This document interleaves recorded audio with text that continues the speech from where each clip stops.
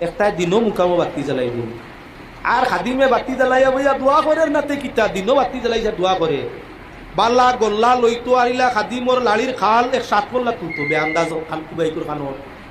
তা খানো ভাইলো দিনও বাতি জ্বালাই পিররিনো কিতা পীর সাহেব আনা বাতি হুনই নানি আল্লাহ মানে আমরা কথা ইতা অন্য গিয়া দিনও আগর বাতি জ্বালাইছে অতটা বান্ডি লাগারি আর আপনার মোমবাতি আর সাইডটা এটা পূজা চলেননি